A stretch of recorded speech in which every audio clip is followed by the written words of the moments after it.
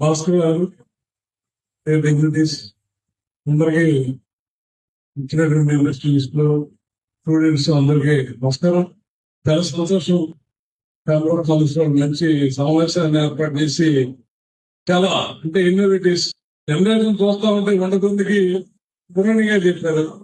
ఒక కష్టపడితే మనిషి ఏ రకంగా అభివృద్ధి చెందగలదో నేను ఈ దీంట్లో కూడా కొన్ని స్టాల్స్ చూసే కుర్రాళ్ళని చాలా ఆనందం వేసింది. అంటే చాలా ఇన్నోవేటివ్ గా చాలా స్పీడ్ గా పరిగెత్తడానికి చాలా కుర్రాళ్ళు చాలా స్పీడ్ గా ఉన్నారు. ప్రపంచానికి కాంపిటేటివ్ గా పొద్దున కూడా మనం మీటింగ్ లో అనుకున్నట్టు చాలా కాంపిటేటివ్ గా పనిచేసేటువంటి భారతదేశంలో ఒక యువశక్తి ఉంది. దాంట్లో ఎటువంటి సందేహం లేదు. దాంట్లో మన ఆంధ్రప్రదేశ్ లో ఇంకా బ్రహ్మాండమైనటువంటి యువశక్తి ఉంది.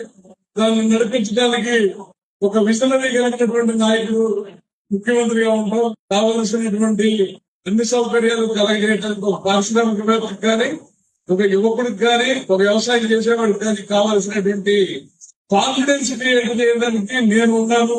మీతో కావలసిన సమస్యలన్నీ నేను తీర్చడానికి అని ఉండే నాయకత్వం, అటువంటి లీడర్షిప్ ఉంది. అందరినీ క్రియేటివ్ చేసి ముందుకెళ్ళేటువంటి ముఖ్యమంత్రి ఉంటాం. వీరు వెరీ లక్కీ.